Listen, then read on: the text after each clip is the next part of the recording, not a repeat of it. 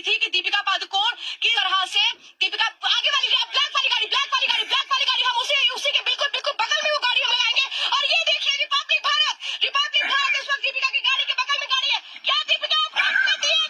दीपिका पादुकोण बताइए, क्या ड्रग्स लेती है? फिलहाल ये मर्सिडीज गाड़ी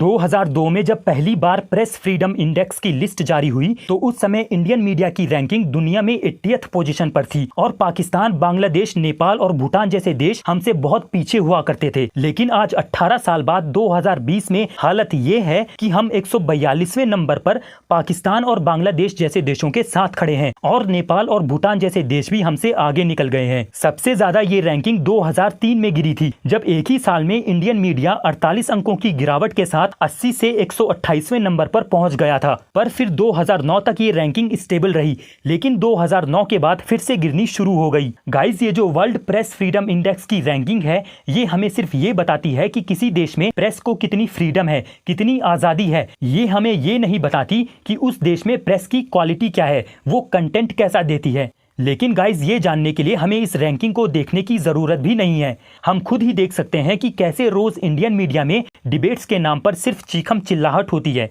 गाइज, आज की इस वीडियो में मैं आपको 3 ऐसे फैक्टर्स बताऊंगा जिसमें इंडियन मीडिया बहुत ही ज्यादा नीचे गिर चुका है। आप लोग इसे पूरा देखें। अगर आपको पसंद आए तो इसे लाइक करके चैनल को सब्सक्राइब जरूर कर दीजिएगा और मुझे ट्विटर पर फॉलो करना ना भूलिएगा। गाइस, जो पहला फैक्टर है जिसमें इंडियन मीडिया नीचे गिर चुका है वो है रिपीटेटिव कंटेंट। हमारे मीडिया में किसी एक ही स्टोरी को पकड़कर 24 घंटे 7 दिन तब तक चलाया जाता है जब तक कोई दूसरी सनसनी फैलाने वाली खबर ना मिल जाए। ऐसा करने के लिए सबसे पहले कोई एक पत्रकार उस केस की समरी बनाकर संक्षेप में दर्शकों को बता देता है। फिर शाम को 5 बजे उसी खबर पर एक डिबेट होती है और उस डिबेट में उन्हीं लोगों को बुलाया जाता है जो ज़्यादा से ज़्यादा लड़ाई झगड़ा करते हों, जो ज़्यादा से ज़्यादा कंट्रोवर्सी क्रिएट करते हों। और अगर वो लड़ाई झगड़ा ना भी करें तो भी एंकर जानबूझकर उनको बीच में टोकर उनकी बातों का ऐसा मतलब निकालता है कि कंट्रोवर्सी क्रिएट हो ही जाती है। फिर उसके बाद रात को 9 बजे जब इंडिया में मिडिल क्लास के लोग अपने घरों में बैठकर डिनर कर रहे होते हैं, उस समय फिर से उसी खबर पर एक पूरी की पूरी केस स्टडी चलाई जाती है और इसके बाद अगले दिन लोग इसके बारे में सोशल मीडिया पर बात करने लगते हैं और वो मुद्दा ट्विटर पर ट्रेंड करने लगता है। और इसके बाद फिर से उसी मुद्दे पर शाम को 5 बजे डिबेट होती है और रात को 9 बजे फिर से एक बार उसी पर एक प्राइम टाइम चलाया जाता है और इस तरह बार बार वही खबर रिपीट होकर हमें मिलती रहती है।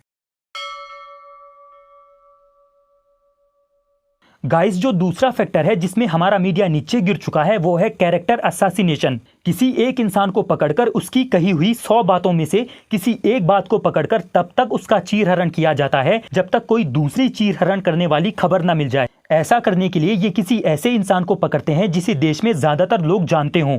फिर उस इंसान की कही हुई 100 बातों में से किसी एक बात को पकड़कर 24 घंटे 7 दिन उस पर खबर चलाई जाती है। सबसे पहले कोई एक पत्रकार उसकी कही हुई बात को संक्षेप में लोगों को बता देता है और फिर शाम को 5 बजे उसकी कही हुई उस एक बात पर देश की सबसे बड़ी बहस चलाई जाती है।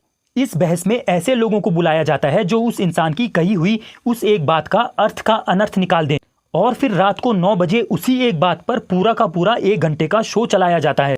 और फिर अगले दिन हमारे देश के इंटरनेट यूज करने वाले 40 करोड़ लोग सोशल मीडिया पर उस एक इंसान को गालियां देने लगते हैं और उसके सोशल मीडिया हैंडल्स पर जाकर उसको मेंटली हरास करने लगते हैं। गाइस, अभी जो 2 फैक्टर्स मैंने आपको बताए, रिपीटेशन और कैरेक्टर असैसिनेशन, इन 2 फैक्टर्स को टीवी पर पीसफुली शांतिपूर्ण तरीके से प्रेजेंट नहीं किया जाता। इसके लिए यूज की जाती है शाउटिंग। शाम को 5 बजे वाली डिबेट में एंकर इतना जोर से चिल्लाता है कि अगर आप रोज उसकी डिबेट में वहां बैठने चले गए तो एक ही महीने में आपके कानों में समस्या होने लगेगी। गाइज, ये सारी चीजें इसलिए की जाती है क्योंकि पब्लिक भी इन्हीं को देखना पसंद करती है। एक तरफ अगर राज्यसभा टेलीविजन पर लॉजिकल और इंटेलेक्चुअल डिबेट हो रही है और दूसरी तरफ न्यूज 18 इंडिया, आज तक या जी न्यूज पर लड़ाई झगड़े और चीखम चिल्लाहट हो रही है, तो लोग उस लड़ाई झगड़े और चीखम चिल्लाहट को ही देखेंगे।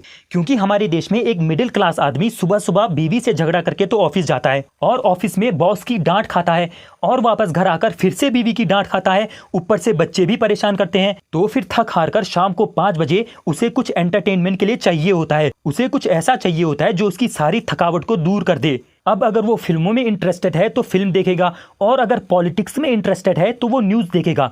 उसे तो बस एंटरटेनमेंट चाहिए, चाहे वो कहीं से भी मिले।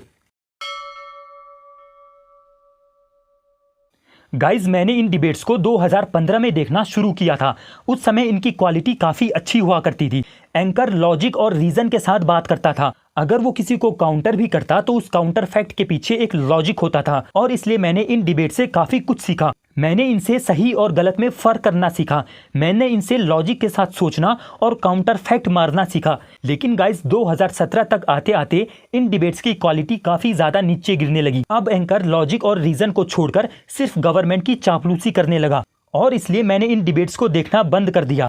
और गाइज, आपके लिए भी मेरा यही ओपिनियन है कि आप भी इन डिबेट्स को देखना बंद कर दें, क्योंकि इन्हें देखकर एंकर्स का तो भला हो जाएगा, वो तो पैसा कमा लेंगे, लेकिन आपका पर्सनल डेवलपमेंट रुक जाएगा। क्योंकि अगर आप रोज एक ऐसे एंकर को देख रहे हैं जिसमें क्रिटिकल थिंकिंग नाम की कोई चीज ही नहीं है, तो आपके माइंड की ग्रोथ भी रुक जाएगी। आपका दिमाग भी सही गलत में फर्क करना और लॉजिकल काउंटर फैक्ट देना बंद कर देगा, और इससे सिर्फ आपका नुकसान होगा। खैर गाइज, ये तो मेरा ओपिनियन था। आपका क्या ओपिनियन है मुझे नीचे कमेंट करके जरूर बताएं। और अगर आपको ये वीडियो अच्छी लगी तो इसे लाइक करके चैनल को सब्सक्राइब कर दीजिए, और मुझे ट्विटर पर भी फॉलो कर लीजिए। मिलेंगे हम किसी और वीडियो में किसी और टॉपिक के साथ। तब तक के लिए धन्यवाद।